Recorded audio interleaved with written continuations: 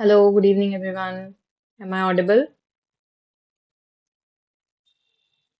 Good evening ma'am. Yes ma'am. Good evening, good evening. सभी को आवाज आ रही है ना? क्लियर आ रही है और अच्छा। तो आप लोग कुछ रिवाइज कर रहे हो? खुद खुद पढ़ा है कुछ? क्या स्टार्ट करने वाले हैं हम आज? स्क्रीन दिखाई दे रही है आप लोगों को, राइट? Yes, ma'am. ओके, सो ठीक है। सो आज का agenda everybody knows very well. हम कर रहे हैं अपनी revision classes start, right? We are starting with polity. ठीक है, पॉलिटी हमने होलिस्टिकली पहले कवर करी हुई है।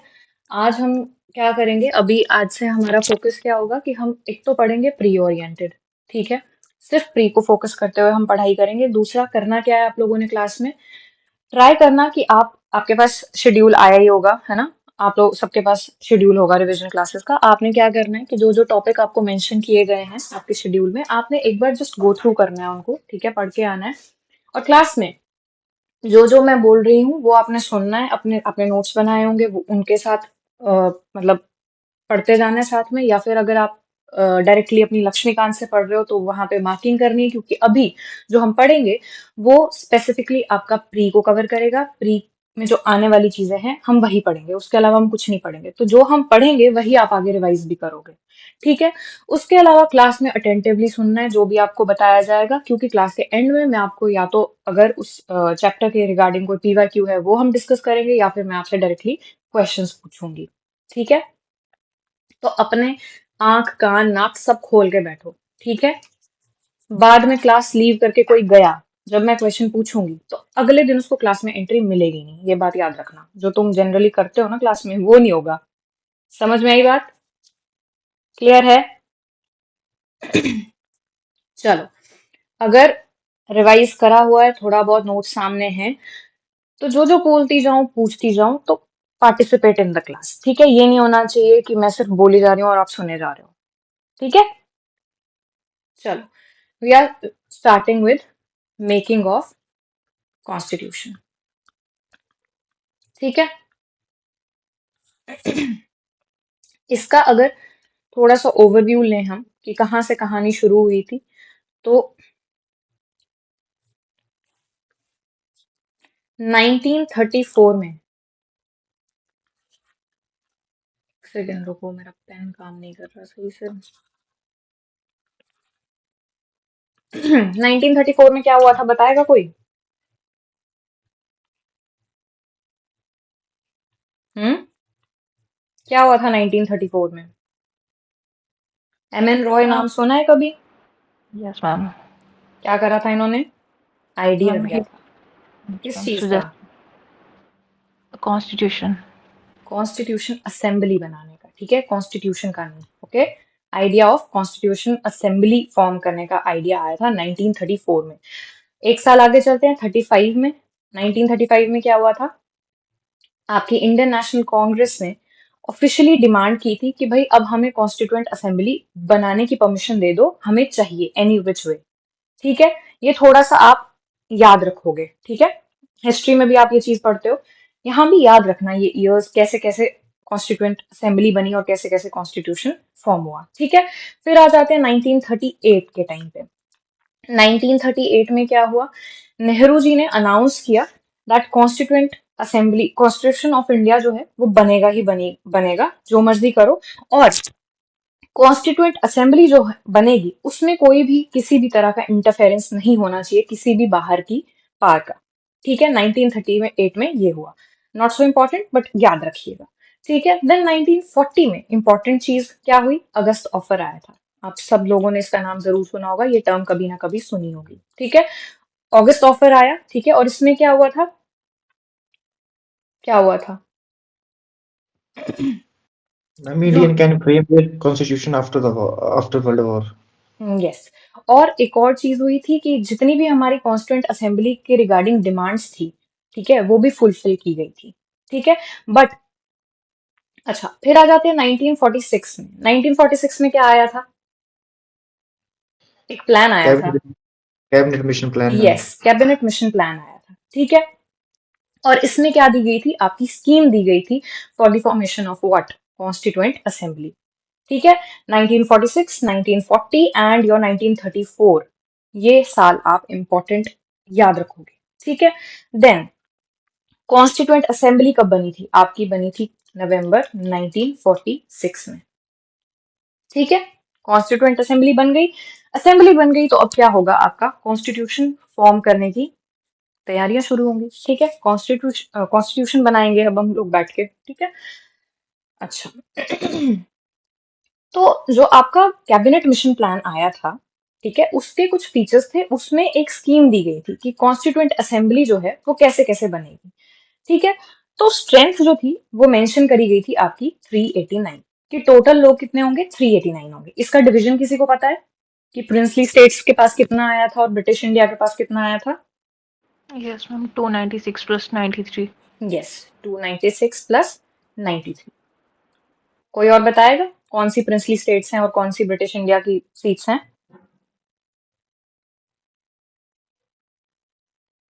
बोलो। ऑब्वियसली हमें ब्रिटिश क्राउन रूल कर रहा था, प्रिंसली स्टेट्स बहुत कम बची थी। तो ये जो 93 नंबर है ना, this is for princely states, ये प्रिंसली स्टेट्स की सीट्स थी। एंड जो 296 है, ये आपका ब्रिटिश इंडिया के अंडर आ रहा था, ओके, ठीक है। इसमें से भी अगर आपको फर्दर डिवीजन याद रखना हो तो 296 में से 292 जो थी वो आपकी 11 प्रोविंस से सीट्स थी, और जो बाकी की बची 4 हैं वो क्या थी? आपकी चीफ कमिश्नर प्रोविंस, ठीक है। ये डिवीजन आप अच्छे से याद रखोगे, ठीक है। अच्छा, अब ये जो सीट्स का डिस्ट्रीब्यूशन हुआ था, क्या इसमें कोई फॉर्मेट यूज हुआ था या बस ऐसे ही उठा के डिस्ट्रीब्यूट कर दी थी कि जितना मन किया उसको दे दी, या कुछ था क्राइटेरिया? कोई प्रोपोर्शनैलिटी में डिस्ट्रीब्यूशन हुआ था क्या? Ma'am, it's based on population and community representation. Yes, what was it? बताओगे मुझे? मैंने बेसिकली जैसे जनरल मुस्लिम सिख कम्युनिटीज का। यस, ठीक है। इस पॉइंट में आप ये याद रखोगे। अच्छा, पहली चीज कि हर एक अगर आप 1 मिलियन का पॉपुलेशन कंसिडर कर रहे हो, उस पे आप क्या दोगे? एक सीट दोगे। पहला चीज ये था कि सीट्स कैसे डिस्ट्रीब्यूट होंगी। हर मिलियन पॉपुलेशन के ऊपर आप एक सीट दोगे, ठीक है। ये था पॉपुलेशन डिस्ट्रीब्यूशन, सीट्स को डिस्ट्रीब्यूट करने का तरीका, ठीक है। दूसरी चीज, जो सीट्स थी वो डिवाइड होंगी 3 कम्युनिटीज के बीच में, मुस्लिम्स, सिख्स एंड जनरल्स, ठीक है। यहाँ पे ये आप ये याद रखोगे कि ये हिंदू नहीं है, ठीक है। यहाँ पे जनरल आएंगे। मुस्लिम और सिख के अलावा जितनी भी कम्युनिटीज थी वो इसमें इंक्लूड की जाएगी, ठीक है। ठीक है, याद रखना, हिंदूज मत याद रखना यहाँ पे कि मुस्लिम सिख और हिंदू में डिवाइड हुआ था, नहीं। Muslim Sikh and general category, general category included everybody excluding Muslims and Sikhs, correct. अच्छा, जो रिप्रेजेंटेटिव्स होंगे वो कैसे इलेक्ट होंगे? By the method of voting, ठीक है। प्रोपोर्शनल रिप्रेजेंटेशन के through, by what? By single transferable vote के थ्रू, ठीक है। ये हो गई आपकी ब्रिटिश इंडिया में जो सीट्स हैं उनके रिगार्डिंग वोटिंग। जो आपकी प्रिंसली स्टेट्स में होना था वो कैसे होगा? नॉमिनेशन के थ्रू, ठीक है। जो भी आपका head of the state decide करेगा, नॉमिनेट करेगा जिसको, वो उसको सीट मिलेगी, ठीक है। ये कितने पॉइंट्स हो गए? 4 पॉइंट्स आप याद रखोगे। पहला क्या कि सीट्स आपकी किस प्रोपोर्शन में डिस्ट्रीब्यूट की जाएंगी? 1 मिलियन 1 सीट, ठीक है। दूसरी चीज, किस किस में डिवाइड हुआ? मुस्लिम, सिख एंड जनरल। तीसरी चीज, रिप्रेजेंटेटिव कैसे इलेक्ट होंगे? बाय सिंगल ट्रांसफरेबल वोट, ठीक है। चौथी चीज, प्रिंसली स्टेट्स में क्या होगा? रिप्रेजेंटेटिव नॉमिनेट किए जाएंगे, किसके through? Head of the state. जो भी हेड ऑफ द स्टेट है प्रिंसली स्टेट में, वो नॉमिनेट करेगा, उसका जिसको मन करेगा उसको नॉमिनेट कर देगा फॉर द सीट, ठीक है। तो इससे हमें क्या पता लगा? अगर मैं आपको एक स्टेटमेंट दूं दैट, अच्छा मैं आपको 3 स्टेटमेंट्स दे रही हूं, मुझे बताओ, was constitution assembly purely elected, was constitution assembly purely nominated, or third statement is constituent assembly was partially nominated partially elected? बताओ कौन सी स्टेटमेंट करेक्ट है? Third. थर्ड। यस। थर्ड क्यों? थर्ड क्यों सही है? मैम क्योंकि पार्शियली है अब। Princely nominated. Yes, nominal. ठीक है, हाँ। क्लियर है ना? क्लास में रिवाइज करते चलो, दोबारा नोटबुक खोलने की जरूरत ना पड़े, ऐसे अटेंटिवली बैठो, ठीक है। अच्छा,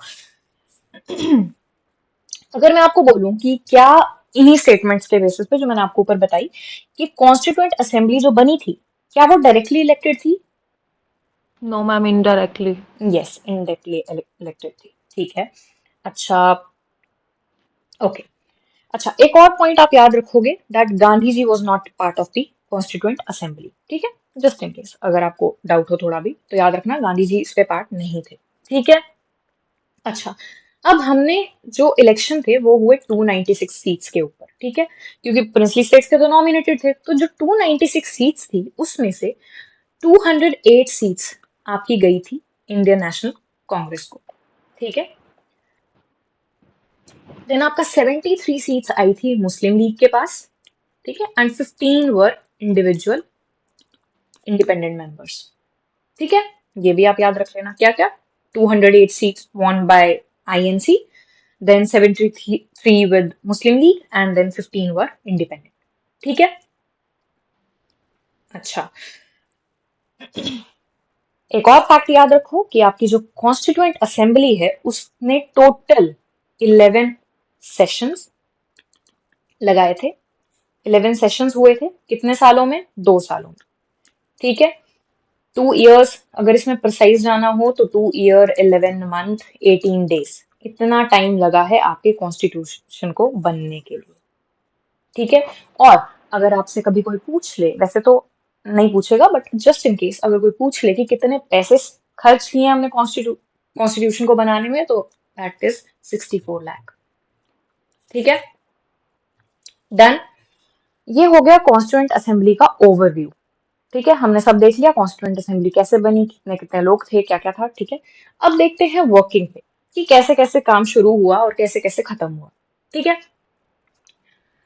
first will come on 9th December 1946।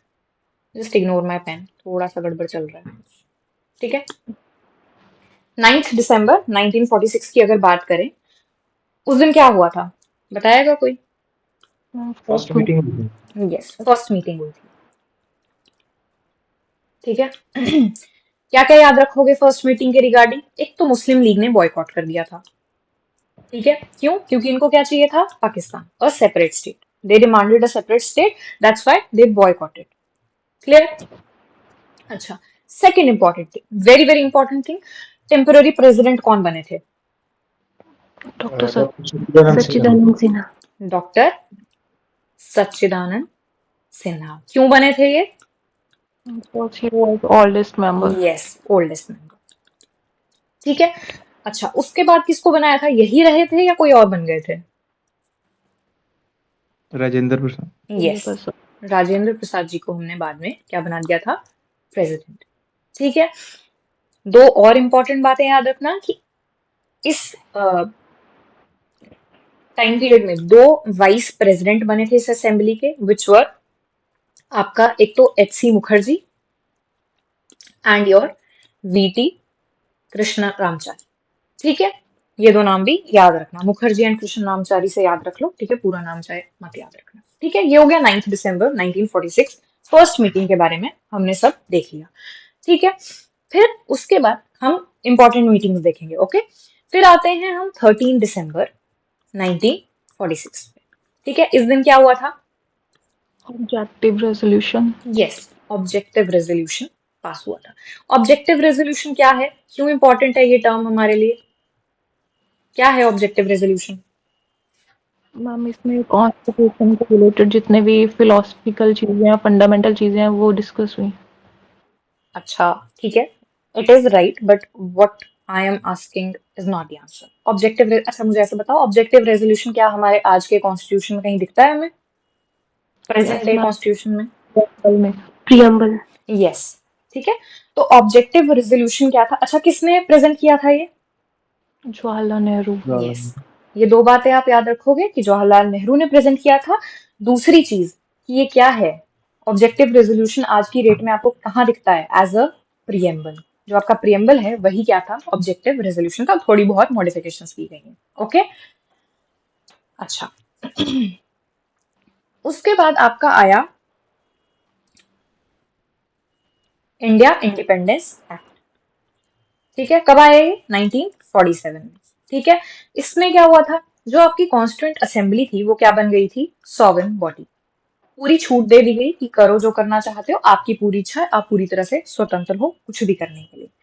ठीक है, अच्छा, अब असेंबली जो थी वो आपकी सॉवरेन बॉडी बन गई थी। ठीक है, अब इनके पास क्या था, ये दो तरह से मिलते थे। या तो ये मिलते थे एज अ कॉन्स्टिट्यूएंट असेंबली। ठीक है, दो तरह से मिलते थे। एज अ कॉन्स्टिट्यूएंट असेंबली जो कॉन्स्टिट्यूशन पे काम कर रहा है। दूसरा, अब हम आजाद हो गए, है ना, तो ये क्या करते थे, ये दूसरी तरह से एज अ लेजिस्लेटिव बॉडी भी मिलते थे। ठीक है, अब जो कॉन्स्टिट्यूएंट असेंबली थी वही अब दो काम कर रही है। एक तो वो कॉन्स्टिट्यूएंट असेंबली की तरह काम कर रही है, दूसरा वो लेजिस्लेटिव बॉडी की तरह एक्ट कर रही है। ठीक है, अब यहाँ पे क्या याद रखोगे, दोनों में अलग अलग लोग चेयर कर रहे हैं।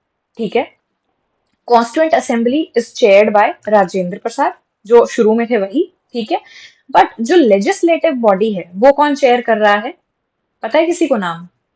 जीवी मावलंकर। यस, जीवी मावलांकर। ठीक है, नाम याद रखना, वेरी इंपॉर्टेंट। याद रखना, लेजिस्लेटिव बॉडी और ये कॉन्स्टिट्यूएंट असेंबली, ये तो हमें पता ही है। ठीक है, हमने पहले भी पढ़ा। ठीक, उसके बाद आ जाते हैं हम अगस्त 1947। यहाँ पे क्या होता है, यहाँ बनती है आपकी प्रॉपर ड्राफ्टिंग कमेटी। ठीक है, ड्राफ्टिंग कमेटी बनाई जाती है। और ड्राफ्टिंग कमेटी कौन चेयर करता है, किसने चेयर करी है ड्राफ्टिंग कमेटी? ये नाम भी आपको पता होगा, होना चाहिए पता। हाँ जी, डॉक्टर भीमराव अम्बेडकर। यस, अंबेडकर। जितने भी नाम अभी तक आपने सुने हैं, सब याद होने चाहिए। ठीक है, ये हो गया अगस्त 1947।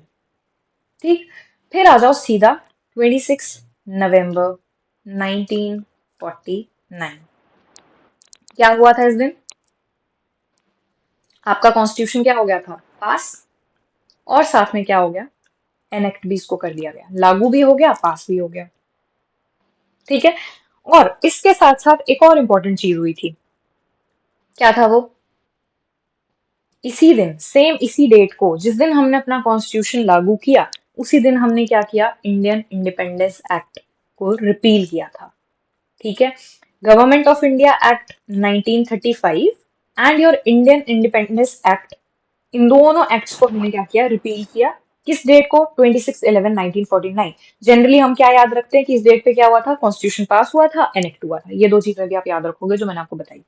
ओके, अच्छा, 26/11/1949 के अकॉर्डिंग हमारे पास, मतलब 26/11/1949 को हमारे कॉन्स्टिट्यूशन में कितने आर्टिकल, कितने शेड्यूल्स थे, बताएगा कोई? 395 articles, 8 schedules। Yes, 395 articles, 8 schedules. ठीक है, डन। आज की डेट में कितने हैं? 470 articles, 12 schedules, 25 parts. यस, ठीक है, चलो अब आते हैं ये कॉन्स्टिट्यूएंट असेंबली का ऊपर ऊपर से जो काम सबसे इंपॉर्टेंट जो हमें समझ आता है, जो इन्होंने किया वो हमने देख लिया। कॉन्स्टिट्यूशन बनाना था इन्होंने, वो बना दिया। किस दिन बनाया, कैसे बनाया, वो हमने देख लिया, जो हमारे काम का था। अच्छा, इसके अलावा कुछ और चीजें भी करी इस असेंबली ने। क्या क्या किया? एक तो पहली चीज इन्होंने क्या किया, इन्होंने रेक्टिफाई करा, दे ratified Commonwealth membership.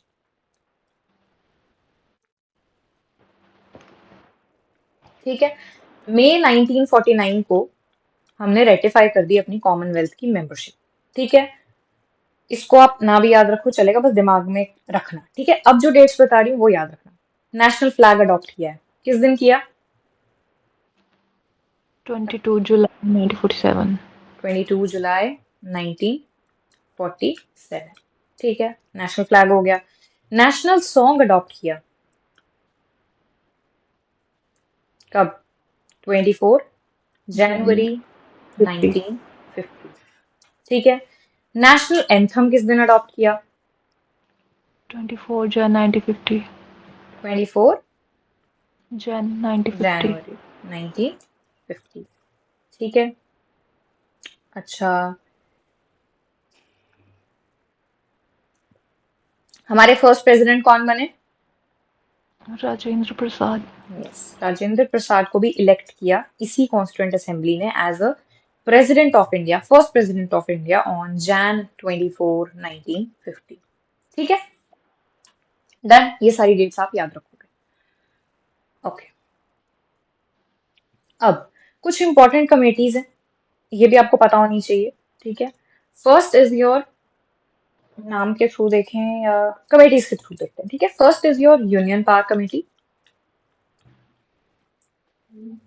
Committee, then your union constitution committee, then your state committee. ये तीनों कमेटीज आपकी थी जवाहरलाल नेहरू के अंडर। ठीक है, he was leading these committees. ठीक है, फिर आपके पास आई एक प्रोविजनल कॉन्स्टिट्यूशन कमेटी, किसके अंडर थी? सरदार पटेल के अंडर थी। ठीक है, ड्राफ्टिंग कमेटी आप सबको पता है अंबेडकर के अंडर थी। ठीक है, then rules of procedure and steering committee, ये दो कमेटीज थी आपकी राजेंद्र प्रसाद के अंडर। ठीक है,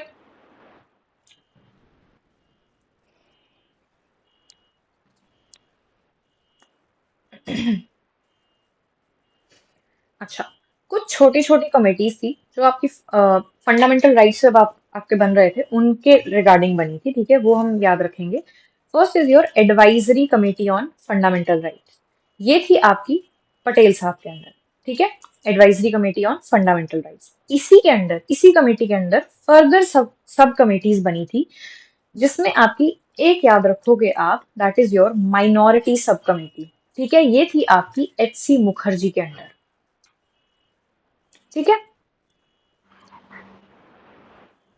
क्लियर? और एक और याद रख लो, that is your fundamental rights sub committee, ये थी आपकी J.B. कृपलानी के अंडर। ठीक, तीन नाम याद रखने हैं। Advisory committee on fundamental right overall किसके अंडर थी? सरदार पटेल के under. Fundamental right sub committee किसके अंडर थी? J.B. कृपलानी के अंडर। माइनॉरिटी सब कमेटी किसके अंडर थी? H.C. मुखर्जी के अंडर। ठीक है, बहुत ज्यादा नाम तो नहीं हो गए, हो गए तो भी क्या है, याद तो करने पड़ेंगे। ठीक है, क्लियर है? अच्छा,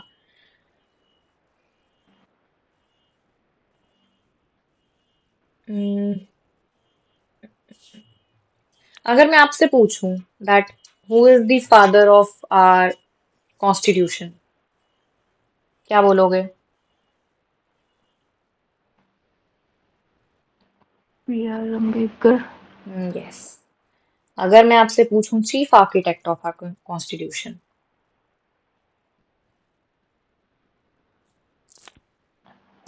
सेम। ठीक है, B.R. अम्बेडकर। इनको चीफ आर्किटेक्ट भी बोला जाता है, फादर भी बोला जाता है। ठीक है, अच्छा, कॉन्स्टिट्यूशन फाइनल होने से पहले उसकी कितनी रीडिंग्स हुई थी, पता है किसी को?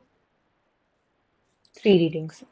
ठीक है, 3 रीडिंग्स हुई थी फाइनल करने से पहले, और जो आपका ओरिजिनल कॉन्स्टिट्यूशन है उसके ऊपर 299 में से 284 मेंबर्स ने साइन किया हुआ है कि we accept it as a constitution of India.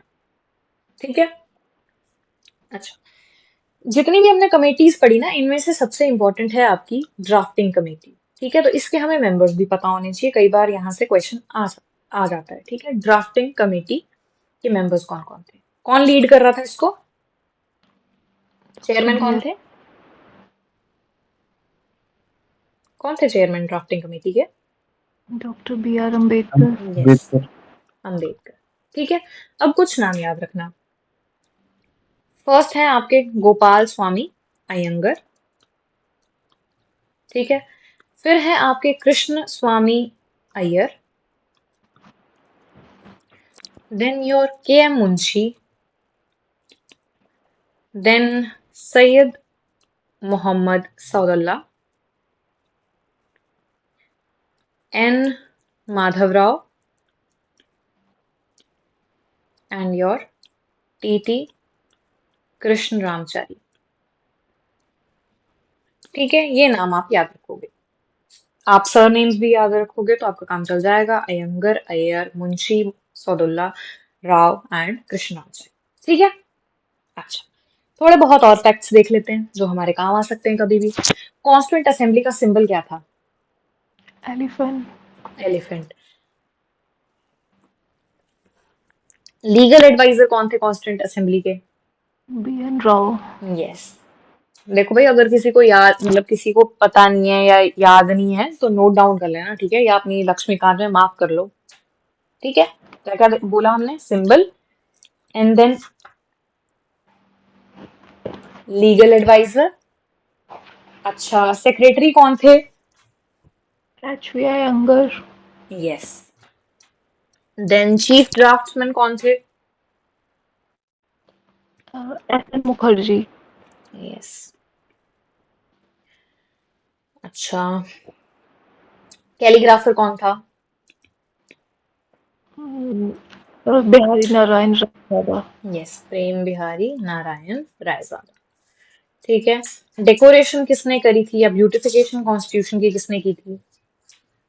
BR Sinha and Nandlal. Nandlal and BR Sinha. B R Sinha.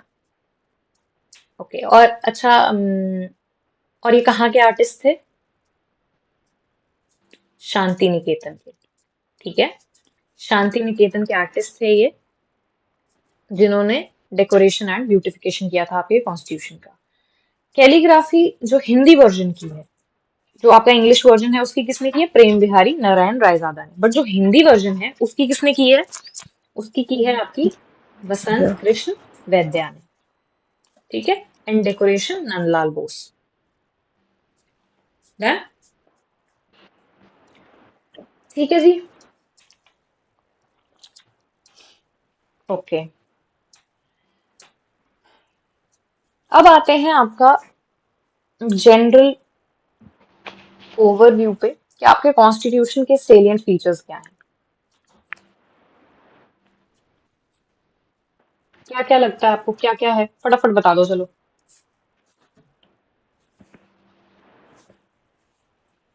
क्या ये लेंथीएस्ट है? Lengthiest written parliamentary form of government, rigidity and flexibility, ठीक है। fundamental rights, DPSPs, हाँ। fundamental duties, hmm. central tendency, hmm. universal adult suffrage, independent judiciary, secular state, single citizenship, hmm. separation of powers. सारी पढ़ ली, very good. एक ही बारी में सब बोल दिया। That's the spirit. किसी को कुछ और ऐड करना है?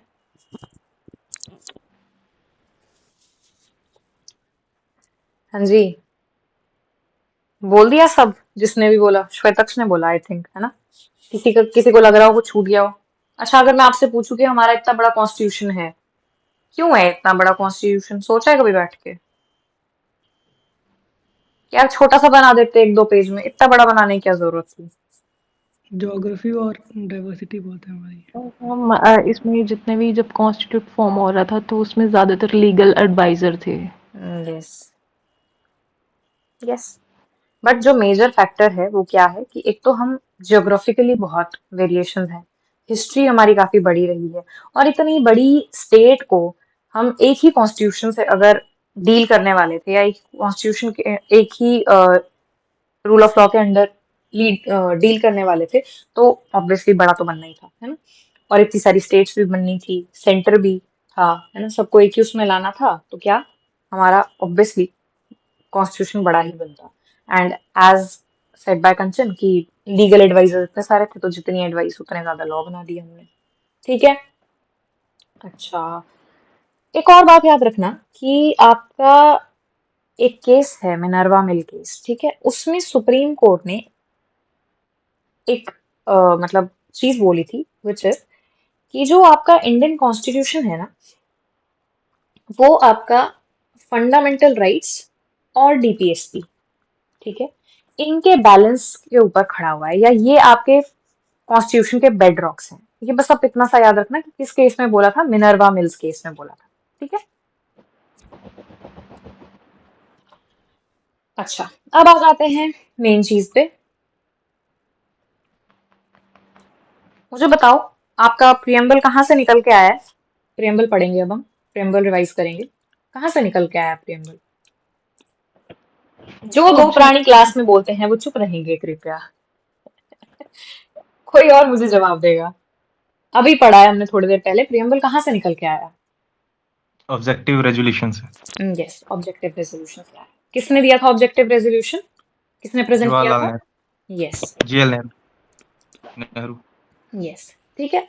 ऑब्जेक्टिव रेजोल्यूशन जो जवाहरलाल नेहरू ने दिया था, वही आज थोड़ी बहुत एडिट एडिट करके हमने क्या बना दिया है, अपना प्रियम्बल बना दिया। ठीक है, लिया कहाँ से गया था ये आइडिया? अमेरिकन कॉन्स्टिट्यूशन से।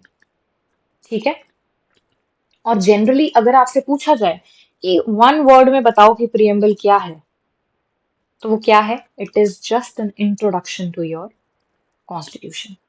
ठीक है, अगर कॉन्स्टिट्यूशन को किसी ने बस ऐसे देखना है कि इस कॉन्स्टिट्यूशन में क्या क्या लिखा है और क्या बात कर रहा है, तो प्रियम्बल पढ़ लो, आपको कॉन्स्टिट्यूशन समझ आ जाएगा कि भाई ये बात कर रहा है, पूरा का पूरा कॉन्स्टिट्यूशन वही सब बातें कर रहा है जो प्रियम्बल में लिखी है। तो it is मियर introduction for your constitution.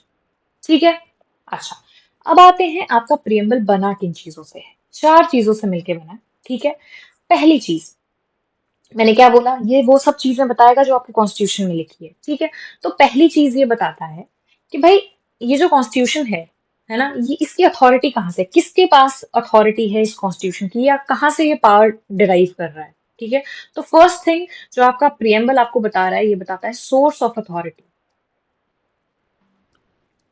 ठीक है, कि ये जो स्टेट है जिसका आप कॉन्स्टिट्यूशन पढ़ रहे हो, उसकी मेन पावर कहाँ पे रिजाइड करती है। ठीक है, फर्स्ट थिंग। सेकेंड थिंग, ये जो आप कॉन्स्टिट्यूशन पढ़ रहे हो, जिस स्टेट के रिगार्डिंग ये आप कॉन्स्टिट्यूशन पढ़ रहे हो या पढ़ने वाले हो, उसका नेचर कैसा होगा। तो हम किसका कॉन्स्टिट्यूशन पढ़ रहे हैं? इंडिया का, तो ये क्या बताएगा? Nature of Indian state. ठीक है, फिर तीसरी चीज कि ठीक है, पावर कहाँ से आ रही है हमें पता लग गया, नेचर कैसा है वो भी पता लग गया। तीसरी चीज की कोई तो लॉजिक होगा बनाने के लिए, कोई तो रीजन होगा कि इसको बनाया, तो इसका ऑब्जेक्टिव क्या है, क्यों बनाने की जरूरत पड़ी या क्यों हमें चाहिए ये कॉन्स्टिट्यूशन, तो ऑब्जेक्टिव ऑब्जेक्टिव भी बताया। ठीक है, और लास्ट चीज जो ये हमें बताता है, दैट इज कि हमने किस तारीख को इसको क्या किया, अडॉप्ट किया। ठीक है, क्लियर? क्लास में बोला था जब लेक्चर्स करे थे, प्रियम्बल सबको याद होना चाहिए। क्या सबको याद है? अगर मैं पूछूं तो बिना देखे सुना दोगे? हम्म, अब वो ईमानदारी तुम्हारी है कि तुम बिना देखे सुना रहे हो या देख के सुना रहे हो। हैं, अच्छा चलो याद कर लेना, अगर याद नहीं है तो आज याद करके सोएंगे सबके सब। ठीक है, चलो ठीक है। कॉन्स्टिट्यूशन सॉरी प्रियम्बल तो सामने होगा, है ना, आप लोगों ने नोटबुक्स खोली है, लिखा होना चाहिए आपके आसपास। ठीक है, क्या है? We the people of India having solemnly resolved to constitute India into, है ना, तो ये जो लाइन है ये क्या बता रही है आपकी, ये जो वी द पीपल है क्या बता रहा है ये? Source of authority. Yes, we the people बता रहा है आपको सोर्स ऑफ अथॉरिटी। उसके बाद क्या आता है? बड़े बड़े हैवी वर्ड्स लिखे हैं हमने, sovereign, socialist, secular, democratic, republic, है ना, and to secure to all its citizen. क्या बता रहा है ये? नेचर ऑफ इंडियन स्टेट, कि भाई हमारी जो इंडियन स्टेट है वो कैसी होगी, वो सॉवरेन होगी, वो सेक्युलर होगी, वो सोशलिस्ट भी होगी, वो डेमोक्रेटिक भी होगी, और वो रिपब्लिक भी होगी। पांच चीजें बता दी। हमारी स्टेट का नेचर कैसा है, पांच चीजों में डिफाइन किया है। ठीक है, और हम हर एक सिटीजन को ये पांच चीजें क्या करेंगे, प्रोवाइड करेंगे। ठीक है, अच्छा, तीसरी बात जो इसके अगले स्टैंजा में लिखा गया है, that is justice, social, economic and political, liberty of thought, expression, belief, faith and worship, equality of status, opportunity and to promote among them all, fraternity, assuring the dignity of individual and the unity and integrity of the nation। ये सब क्या बता रहा है? ये बता रहा है ऑब्जेक्टिव। जो तीसरा पार्ट आप अपने प्रियम्बल में देख रहे हो, जो काफी बड़ा है, जिसमें जस्टिस की बात की गई है, लिबर्टी की बात की गई है, इक्वालिटी की बात की गई है और फ्रेटर्निटी की बात की गई है। न्याय, आजादी, इक्वालिटी, इक्वालिटी को क्या बोलेंगे हिंदी में, समझ गए ना आप लोग, जो भी है, फ्रेटर्निटी, भाईचारा, है ना, ये चार चीजों की बात की गई है। और ये क्या दर्शा रही है? ऑब्जेक्टिव, कि हमारे कॉन्स्टिट्यूशन को बनाने के पीछे हमारा क्या मोटिव था, कि भाई हम हर तरह का न्याय सबको प्रोवाइड कराएंगे, चाहे वो आपका सोशल सिनेरियो में हो, इकोनॉमिक सिनेरियो में हो या पॉलिटिकल सिनेरियो में हो। तो अगर आपसे पूछा जाए कि कितनी तरह के जस्टिस की बात आपके प्रियम्बल में की गई है, 3 टाइप्स, सोशल, इकोनॉमिक, पॉलिटिकल। फिर हम आजादी देने की बात कर रहे हैं कि सबको आजादी होगी। किस किस चीज की आजादी होगी? थॉट्स की, एक्सप्रेशन की, फेथ की, बिलीफ की और वर्शिप की। कितनी चीजें हो गई? 5 चीजें। कोई पूछे कि प्रियम्बल में कितनी तरह की लिबर्टी की बात की गई है? 5 तरह की लिबर्टीज की बात की गई। ठीक है। तीसरी चीज, इक्वालिटी की बात की गई है। किस चीज में इक्वालिटी देंगे? स्टेटस में, अपॉर्चुनिटी में। ठीक है। सभी लोगों में ये दोनों तरह की इक्वालिटीज होनी चाहिए। स्टेटस में भी इक्वालिटी होनी चाहिए और हर किसी को जो अपॉर्चुनिटी मिल रही है वो भी इक्वल होनी चाहिए। ठीक है। और चौथी चीज, हम भाईचारे को प्रमोट कर रहे हैं, हम फ्रेटर्निटी की बात कर रहे हैं, सबकी डिग्निटी की बात कर रहे हैं कि सबको इज्जत से जिंदगी जीने को मिले और सब एक दूसरे से मिलके रहें ताकि देश क्या कर सके, देश इंटीग्रेटेड रह सके, यूनाइटेड रह सके। ठीक है, क्लियर है। और लास्ट में हम कंक्लूड कर देते हैं कि आज इस कॉन्स्टिट्यूएंट असेंबली में 26 नवंबर 1949 को हम क्या कर रहे हैं? हम इस कॉन्स्टिट्यूशन को अडॉप्ट कर रहे हैं और एनेक्ट कर रहे हैं और खुद को ये एज अ क्या दे रहे हैं? गिफ्ट समझ लो, है ना? हम खुद को ये कॉन्स्टिट्यूशन सौंप रहे हैं और आज से ये कॉन्स्टिट्यूशन लागू होता है। क्लियर है? प्रियम्बल क्लियर हुआ? यही आपका प्रियम्बल है। ठीक है। आपने ये सब बातें याद रखनी है। अगर इसमें थोड़ा सा ओवरव्यू ले लें, ठीक है, अगर इन एक एक वर्ड्स की डेप्थ में हम जाएं, ठीक, क्या क्या, we the people of India तो समझ आ गया, सोर्स ऑफ अथॉरिटी हमें समझ आ गया, प्रॉब्लम कहाँ आ सकती है? एक नेचर ऑफ स्टेट में और एक ऑब्जेक्टिव में। ठीक है। इन वर्ड्स को थोड़ा सा देख लेते हैं। सॉवरेन का क्या मतलब होता है? कि भाई हम क्या हैं? हम सेल्फ गवर्न हैं। ठीक है। हम पे कोई बाहर का बंदा आके हुकूमत नहीं करेगा और हम किसी पे अब डिपेंडेंट भी नहीं है सर्वाइवल के लिए। हम खुद अपना देख लेंगे, तुम हमें मत बताओ। ठीक है। ना ही अगर आपको ये प्रॉपर लिखना हो तो आप क्या लिखोगे? Neither we are dominant, neither we are dominion, nor we are dependent. या फिर उल्टा, neither a dependency nor a dominion of any other nation. कोई भी बाहर का बंदा आके हम अब हमें ये नहीं बताएगा कि हमें क्या करना है, या हम किसी के अंडर अब नहीं रहेंगे, ना हम किसी पे डिपेंडेंट रहेंगे कि भाई तुम बताओ हमें क्या करना है। ठीक है। क्या मतलब है इस बात का? सेल्फ गवर्न, हमारी मर्जी, हम जो करें। Sovereign, sovereignty. ठीक है। इस वर्ड को याद रखना, मतलब याद रखना। ठीक है। फिर आ जाओ सोशलिस्ट पे। सोशलिस्ट का क्या मतलब होता है? हम्म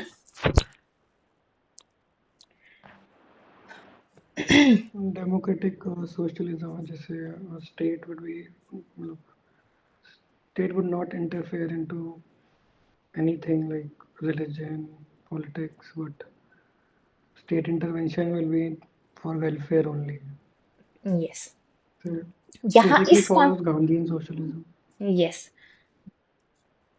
एक वर्ड याद रखना, that we follow democratic socialism, similar to Gandhian socialism. ठीक है। डेमोक्रेटिक सोशलिज्म है हमारा। क्या मतलब है इस बात का? दैट वी हैव, आपने इकोनॉमिक्स में टर्म सुनी होगी भाई, हम इंडिया जो है वो क्या है? मिक्स्ड इकोनॉमी है। ठीक है। वो मिक्स्ड इकोनॉमी कहाँ से निकल के आ रहा है? ये इस सोशलिस्ट टर्म से आ रहा है। ठीक है। We are mixed economy. ठीक है। हम क्या चाहते हैं कि भाई हम एक तो पोवर्टी खत्म कर दें। ठीक है। हर तरह की इनइक्वालिटी खत्म हो जाए, इनइक्वालिटी इन अपॉर्चुनिटी खत्म हो जाए। ठीक है। और आपकी जो भी मतलब हेल्थ इश्यूज हो गया या कुछ भी, किसी भी तरह की प्रॉब्लम्स रहे ना। ठीक है। तो हम उस तरह की इकोनॉमी बनने का या उस तरह का समाज बनने की कोशिश कर रहे हैं। ठीक है। हम सोशलिस्ट काइंड ऑफ पर्सन बनने की कोशिश कर रहे हैं। ठीक है। अच्छा, एक और बात याद रखना। अच्छा चलो अगले में बताती हूँ। फिर इसके बाद आई टर्म क्या क्या क्या था? Sovereign, socialist, secular. तीसरी टर्म आई सेक्युलर। सेक्युलर का क्या मतलब होता है? कि सभी रिलीजन जो हैं वो क्या है? एक बराबर है। किसी को हम ऊपर नहीं देखेंगे, किसी को हम नीचे नहीं देखेंगे, सब धर्म एक बराबर। ठीक है। बट अब सेक्युलरिज्म जो है वो दो तरह का होता है, पॉजिटिव एंड नेगेटिव। ठीक है। नेगेटिव सेक्युलरिज्म क्या होता है? कि भाई आपका रिलीजन, आपकी मर्जी, आप जो मर्जी करो, हमें कोई फर्क नहीं पड़ता। ठीक है। अगर हम हिंदू धर्म की बात करें, ठीक है, वी जनरल, हमने इंडियन सोसाइटी में क्या देखा है? हम डाउरी सिस्टम देखते हैं। ठीक है। हमने क्या बोला, हमने उसके लिए भी लाया ना लॉ कि भाई डाउरी सिस्टम नहीं होना चाहिए, प्रोहिबिट करो, है ना, ये सब हमने प्रोहिबिट किया। हाल फिलहाल में आपने सुना होगा, मतलब पिछले कुछ सालों में आपने सुना होगा कि गवर्नमेंट ने ना ट्रिपल तलाक बैन कर दिया, नहीं होना चाहिए, ये तलाक वाला सिस्टम बंद करो, है ना। क्यों किया? अगर हमारे पास नेगेटिव सेक्युलरिज्म है, ठीक है, नेगेटिव सेक्युलरिज्म में क्या होता है कि गवर्नमेंट जो है या जो आपकी स्टेट है वो बिल्कुल भी इंटरवीन नहीं करती है आपके रिलीजन में। आपका रिलीजन, आपकी मर्जी, आपका मैटर, आप खुद सुलझाओ, हम पढ़ेंगे ही नहीं आपके चक्करों में। आपका जो मन करे वो करो, ठीक है। आपको एक शादी करनी है एक करो, तीन करनी है तीन करो, तीनों को छोड़ना है छोड़ दो, हमें कोई मतलब नहीं है, ठीक है। दूसरी तरफ, अच्छा वैसे ही आपको मंदिरों में लड़कियों को भेजना है भेजो, नहीं भेजना मत भेजो, हमें कोई मतलब नहीं, आपका रिलीजन आपका कंसर्न, ठीक है। दूसरी तरफ इंडिया में हम क्या देख रहे हैं, क्या इंडिया में ऐसा होता है? नहीं होता है। इंडिया में आपने ट्रिपल तलाक को लेके भी लॉज सुने हैं, आपने सबरीमाला केस भी सुना होगा, सुना है कि नहीं सुना है, कभी सुनिए ये terms. Yes ma'am. Yes ma'am. तो ये क्या दिखा रहा है, क्या हमारे पास नेगेटिव सेक्युलरिज्म है? नहीं, हमारे पास क्या है, हमारे पास कुछ और है। तो कुछ और क्या बच रहा है? Positive secularism. पॉजिटिव सेक्युलरिज्म क्या बोलता है कि आपका जो मन कर रहा है आप करो, बट स्टेट का थोड़ा बहुत इंटरफेरेंस रहेगा। वो थोड़ा बहुत इंटरफेरेंस कब आएगा? जब आप कुछ ऐसा कर रहे हो जिसकी वजह से किसी के हक छीने जा रहे हैं, या कोई प्रताड़ित हो रहा है, या किसी को प्रॉब्लम हो रही है, तो स्टेट क्या करेगा? इंटरवीन करेगा। और इस सेक्युलरिज्म को हम क्या बोलते हैं? Positive secularism. अगर आप धर्म के नाम पे कुछ भी अच्छा कर रहे हो, हम आपको नहीं छेड़ेंगे, पर अगर आप कहीं कुछ ऐसा गलत कर रहे हो जिसकी वजह से लोगों को प्रॉब्लम हो रही है या किसी के राइट्स छीने जा रहे हैं, तो वी विल इंटरवीन।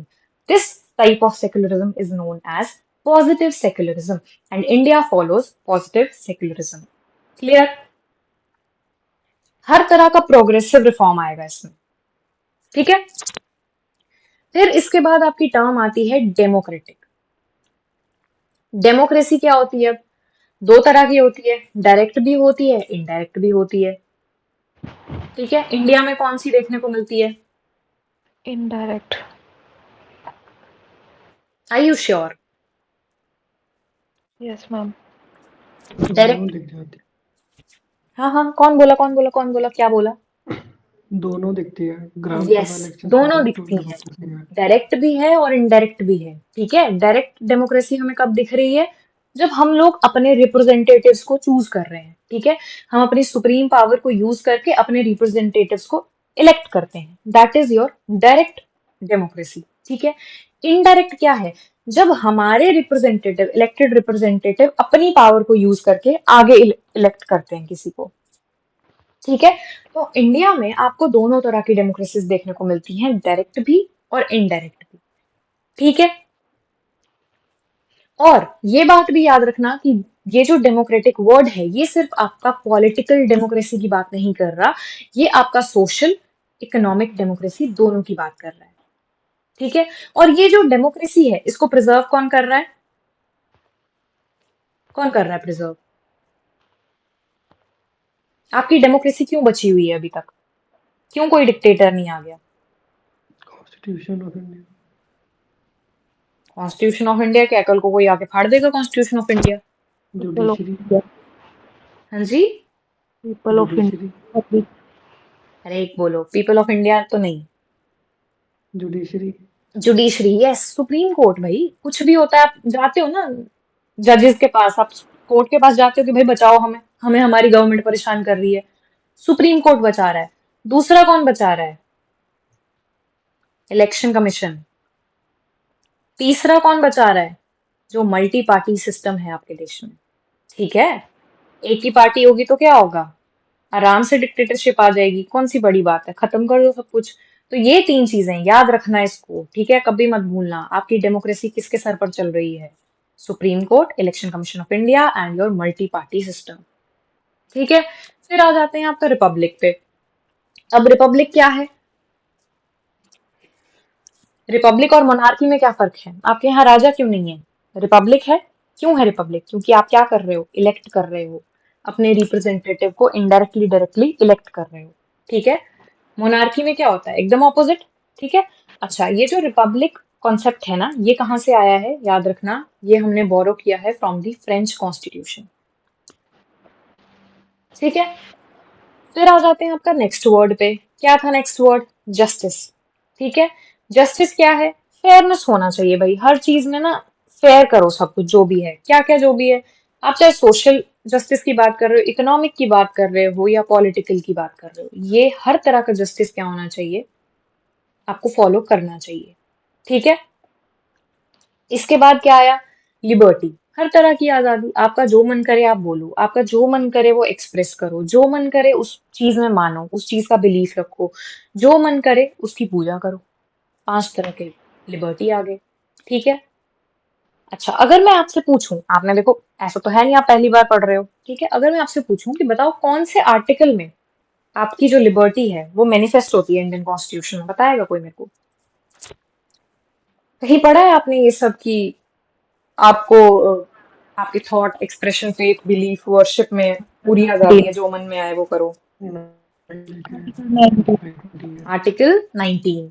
ठीक है, अगर आपसे पूछा जाए कि प्रियम्बल के प्रियम्बल में जो लिबर्टी वर्ड का आपको बोला गया है, या जो लिबर्टी वर्ड लिखा गया है, वो कहाँ मैनिफेस्ट हो रहा है कॉन्स्टिट्यूशन में? तो that is your article 19। Article 19 is very important, इसका एक एक प्रोविजन अच्छे से याद करना पढ़ना। ठीक है, ये वाला जो पोर्शन है लिबर्टी वाला, और ये जो 5 तरह की लिबर्टीज हैं, ये हमने कहाँ से उठाई हैं? ये भी हमने फ्रेंच कॉन्स्टिट्यूशन से उठाई हैं। अगेन याद रखना। ठीक है, ओके, फिर आ जाते हैं आपका इक्वालिटी पे। इक्वालिटी क्या है? इक्वालिटी का सिंपल ये मतलब है कि आप ये नहीं बोलोगे कि भाई हमने सबको बराबर रखना, नहीं। आप इक्वालिटी में ये बोलते हो कि आप कोई स्पेशल प्रिविलेज नहीं दोगे, किसी को भी किसी भी तरह का प्रिविलेज नहीं मिलेगा। ठीक है, फिर आ गया फ्रेटर्निटी। फ्रेटर्निटी क्या है? Simply it is a sense of brotherhood. ठीक है, अच्छा एक और बात याद रखना, ये जो लिबर्टी है ना हमारी, ये लिबर्टी, ये टर्म याद रखना, that our liberty is not absolute. ठीक है, आपका जो मन करे वो कर लेते हो, आपका मन करे कि यार चलो अपने जो भी हमारे फ्रीडम फाइटर्स थे उठ के उनको ना क्रिटिसाइज करते हैं, कर लोगे क्या इजीली? No ma'am. नहीं कर पाओगे। ठीक है, तो फिर लिबर्टी तो हुई नहीं। तो इससे क्या पता लगता है हमें कि हमारे पास क्या है? हमारे पास एब्सोल्यूट लिबर्टी नहीं है। ठीक है, हमारी जो लिबर्टी है वो रिस्ट्रिक्टेड है, उसको रोका गया है। ठीक है, कैसे रोका गया है? By 2 things. First is your contempt of court, and second is your law and order. ये दोनों चीजों को इस्तेमाल करके हमारी जो स्टेट है वो हमारी लिबर्टी रिस्ट्रिक्ट करती है। ठीक है, ये जो वर्ड्स बोल रही हूँ ना, याद रखना है, इनको एग्जाम में डायरेक्टली आ जाते हैं। ठीक हो गया, हमने इंपॉर्टेंट सारे वर्ड्स देख लिए। अच्छा, अब एक चीज रहती है which is your 42nd constitution amendment act 1946। क्या आया था इससे? 42nd अमेंडमेंट से क्या आया था? 3 words like social, secular and integrity. Yes, socialist, secular and integrity. ये 3 वर्ड्स आपके ऐड हुए थे हमारे प्रियम्बल में बाय द 42nd अमेंडमेंट। ठीक है, 2 केसेस आप याद रखोगे जिनमें बात की गई कि प्रियम्बल जो है वो आपके कॉन्स्टिट्यूशन का पार्ट है या नहीं है। ठीक है, first case is your Berubari case. ठीक है, बेरूबारी यूनियन केस। ठीक है, इसमें क्या हुआ था? इसमें सुप्रीम कोर्ट ने बोला था कि भाई जो आपका प्रियम्बल है ना वो आपके कॉन्स्टिट्यूशन का पार्ट ही नहीं है। ठीक है, केस नंबर 1। सेकेंड केस जिसने एकदम ऑपोजिट बात बोली, that was Kesavananda Bharati case, जिसने ये बोला कि आपका जो प्रियम्बल है वो कॉन्स्टिट्यूशन का पार्ट है। किसने बोला? सुप्रीम कोर्ट ने ही बोला। ठीक है, बेरूबारी केस में एकदम मना कर दिया था कि नहीं है, और केशवानंद भारती में क्या बोला कि है भाई, ऐसे नहीं छोड़ना है, हमारा ही पार्ट है, हमारी कॉन्स्टिट्यूशन का पार्ट है। ठीक है, अच्छा वन मोर इम्पोर्टेंट फैक्ट कि क्या आप प्रियम्बल को अमेंड कर सकते हो? जी सर। Yes, Yes, ma'am. कितना हद Without तक अमेंड कर सकते हो? without altering the basic structure. Yes, basic structure को छेड़े बिना आप क्या कर सकते हो? प्रियम्बल को अमेंड कर सकते हो अंडर आपका कॉन्स्टिट्यूशन का आर्टिकल 368। ठीक है, क्लियर? अच्छा, अब कुछ टर्म्स हैं जैसे कि आपका जो प्रियम्बल है उसको बोला गया आइडेंटिटी कार्ड। किसने बोला? पालखी वाला ने बोला। ठीक है। आपका सोल ऑफ कॉन्स्टिट्यूशन किसने बोला? भार्गव। ठीक है, पंडित ठाकुर दास भार्गव। ठीक है, ये वाला इंपॉर्टेंट है, ये याद रखना। पॉलिटिकल हॉरोस्कोप किसने बोला? मुंशी जी ने बोला। ठीक है, ये तीन ही याद रखना। अब बुक में तो हो सकता है काफी सारे दिए हो, बाकी इंपॉर्टेंट नहीं है। इसमें भी अगर ज्यादा इंपॉर्टेंट याद रखना तो ये वाला है। ठीक है, पॉलिटिकल हॉरोस्कोप वाला। क्लियर है? बताओ ऑब्जेक्टिव ऑफ कॉन्स्टिट्यूशन क्या क्या है हमारे? कितने ऑब्जेक्टिव्स हैं?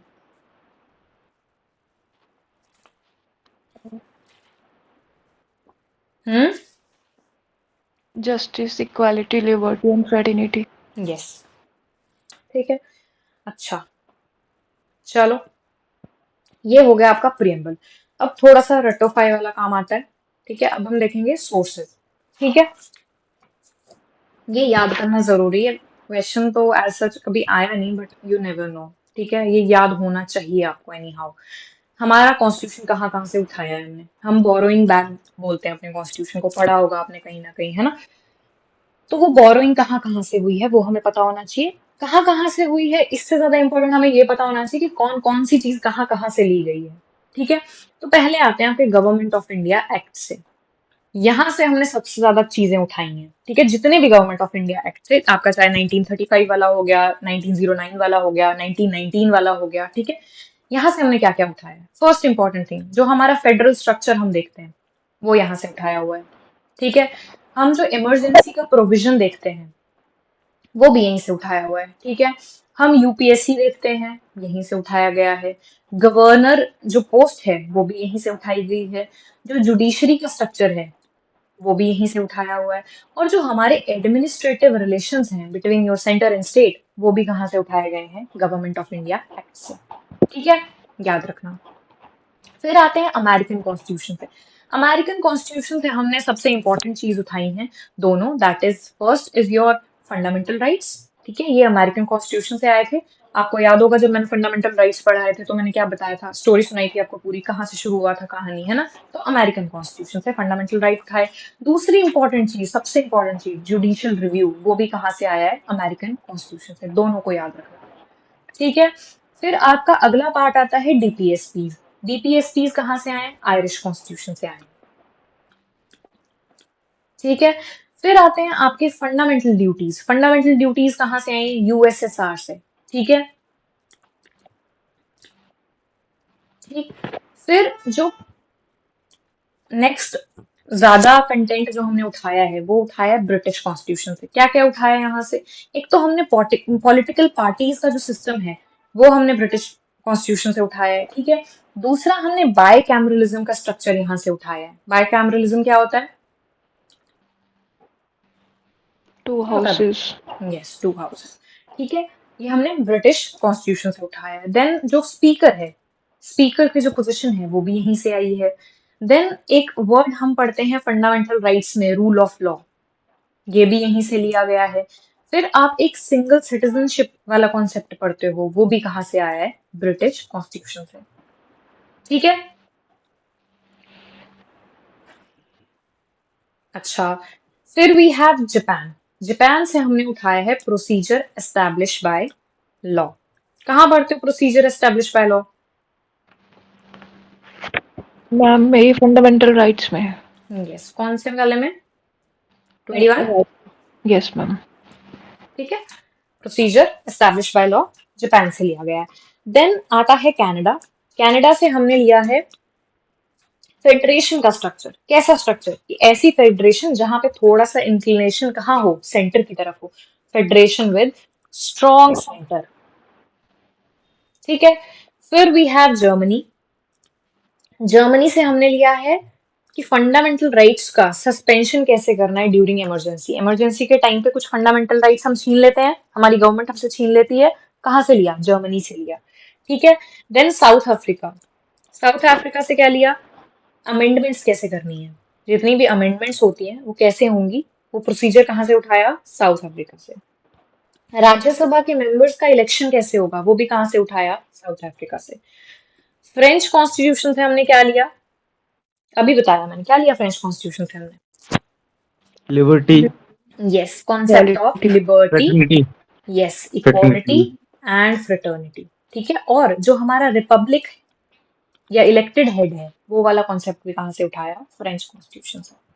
क्लियर है? ये आप इंपॉर्टेंट चीजें याद रखोगे। ठीक है, क्लियर, डन।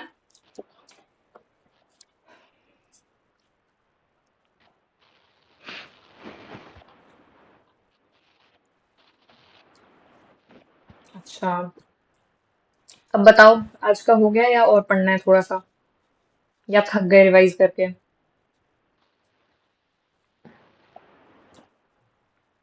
बताओ बताओ बताओ। अच्छा मुझे बताओ, क्लास से पहले कौन कौन पढ़ के आया था? पढ़ा था किसी ने? खोली थी अपनी किताबें जिनको धूल लगी हुई है अगस्त के बाद से? अगस्त में करा था ना, अगस्त सितंबर में करा था हमने पॉलिटी लास्ट। Yes ma'am. निकाली है उसके बाद बुक्स कभी, या आज ही निकली सीधा? मैम डेली निकाली है। हैं? मैम डेली निकाली है। निकाली है, फिर ठीक है। नहीं आपने तो निकाली है, वो तो मुझे पता ही है, आप तो निकालोगे ही। औरों को पूछ रही हूँ मैं, औरों ने भी निकाली थी या आज ही धूल झाड़ी है? हैं भाई? अच्छा चलो, आज के लिए इतना ही करते हैं। ठीक है, अभी कोई क्लास छोड़ के नहीं भागेगा, ठीक है? क्वेश्चन पूछूंगी मैं अभी, भागना नहीं है। जो भागेगा उसको कोई क्लास में एंट्री नहीं मिलेगी। अच्छा पहले होमवर्क सुनो, कल क्या क्या करके आओगे?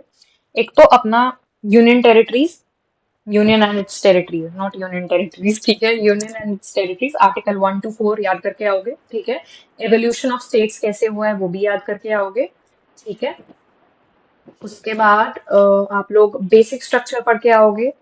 ठीक है, देन आप लोग अमेंडमेंट्स का प्रोसीजर देख के आओगे, कैसे अमेंडमेंट्स होती हैं। ठीक है, अमेंडमेंट वाला पोर्शन करके आओगे, एंड फंडामेंटल राइट्स भी देख के आओगे। ठीक है, याद होना चाहिए। देखो, पढ़ के आओगे, क्लास में चीजें याद होंगी, जो थोड़ा बहुत रह गया होगा वो फिर एक बार रिवाइज करोगे तो आपकी चीजें पक्की हो जाएंगी। ठीक है, ज्यादा नहीं झमेला डालना, बस रीड करना है, रट्टे नहीं मारने बैठ के। ठीक है, कोई बात नहीं, याद नहीं होता, it's okay, bar bar revise करोगे, आंखों के आगे से जाएगा, याद रहेगा। ओके, सब कल करके आएंगे। ठीक है, अच्छा, अच्छा, रुको जरा, अब आपको यहाँ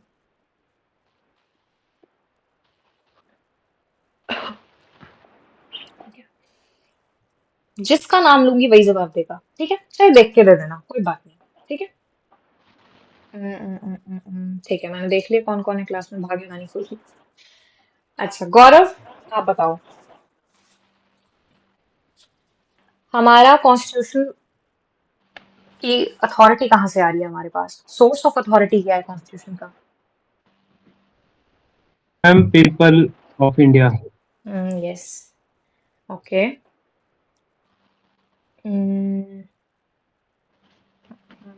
श्वेतक्ष आप मुझे बताओ, जो हमारा हिंदी वर्जन है कॉन्स्टिट्यूशन का, उसकी कैलीग्राफी किसने की है?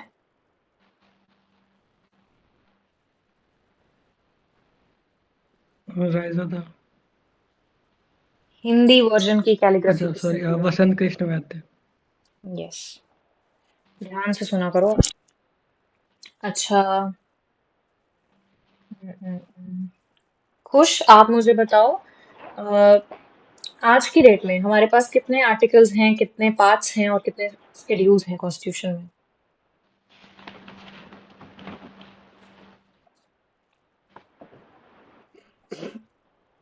बताओ।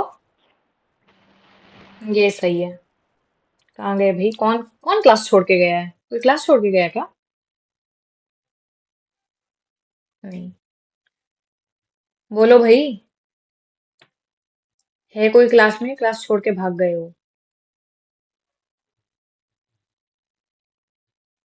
Hello. हाँ Sorry. जी, Mute था mute. Sorry. हाँ जी, हाँ जी, बोलो। मैम 448 आर्टिकल्स हैं अभी तो। कितने पार्ट्स हैं? 25 पार्ट्स है मैम, 12 शेड्यूल है, पहले 8 थे। ठीक है, गुड। अच्छा, अब मुझे बताएंगी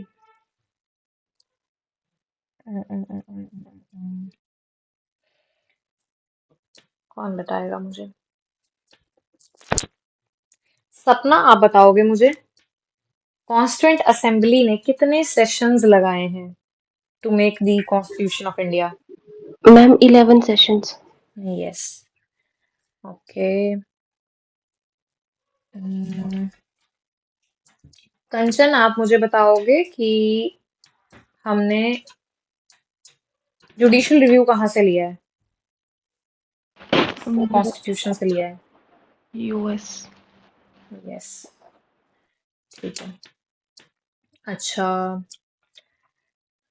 रैपिड फायर खेलते हैं। बताओ कि कोई भी दे देना आंसर, ठीक है? फटाफट बताओ, जो ज्यादा आंसर देगा उसको उसको कुछ नहीं, उसको पता लग जाएगा कि उसने पढ़ा है अच्छे से। मुझे बताओ कितनी तरह की लिबर्टीज हैं हमारे पास,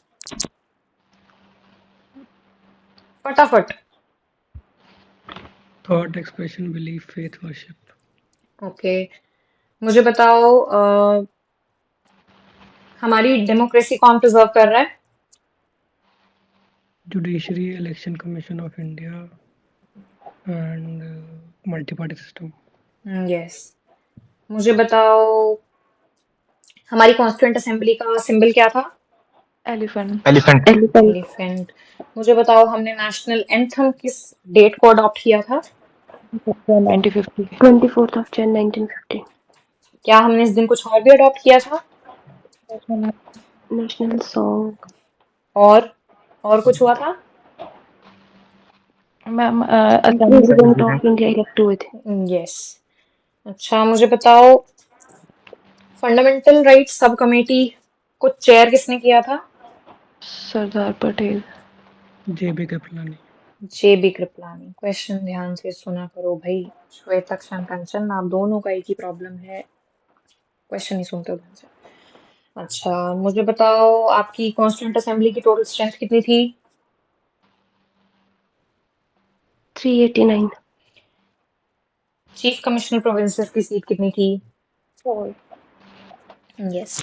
अच्छा, अब मैं आपको बताती हूँ एक। अब देखो, अब इतना सारा तो हमने रिवाइज कर लिया है ना। अब मैं आपसे पीवाईक्यू पूछती हूँ एक।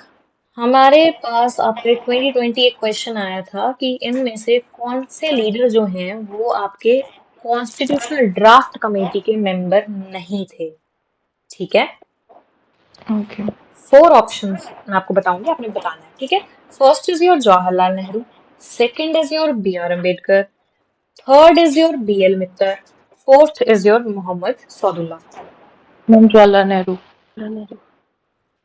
लॉक कर दिया जाए? Yes ma'am. Yes ma'am. किसी को चेंज तो नहीं करना है? No ma'am.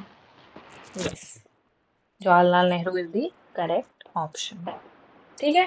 तो देखो, हमने इतना सारा पढ़ लिया, क्वेश्चन इतना इजी सा आया हुआ था। अच्छा, एक और क्वेश्चन है, ये थोड़ा आउट ऑफ द सिलेबस हो जाएगा आज के अकॉर्डिंग, वैसे तो पता ही होना चाहिए सबको। कौन से केस में सुप्रीम कोर्ट ने बेसिक स्ट्रक्चर ऑफ डॉक्ट्राइन दिया था? डॉक्ट्राइन ऑफ बेसिक स्ट्रक्चर दिया था? ये तो बिना ऑप्शंस के पता होना चाहिए। विश्वानंद भारती की। शिवानंद भारती केस 1976। यस, 73। 73। 73। कौन बोला? ये कौन था ये गलत ईयर वाला? Sorry sorry sorry. याद रखा करो, ठीक है? गड़बड़ नहीं करनी है, ओके? तो देख लो, ये मतलब ज्यादा टफ क्वेश्चन नहीं आए हैं इस एरिया से, ठीक है? जितना हमने पढ़ा है मोर देन सफिशिएंट, ठीक है? चलो, कल का होमवर्क सब याद करके आएंगे और कल क्लास में सब होंगे, ठीक है? कोई क्लास मतलब नहीं आया फिर क्लास में तो देखो फिर तुम लोग, ठीक है? याद करके आना, और सब मतलब एक बार देख के आना चाहिए, ठीक है? एक बार आंखों के आगे से जाना चाहिए, ताकि कल क्लास में रिवाइज करो और फिर क्लास के बाद फिर रिवाइज करना, और आज जो अभी पढ़ा है वो अभी रिवाइज करके सोना, ठीक है? Yes ma'am. डन? चलो, okay. Bye bye, good night, take care, thank you so much, you may leave now.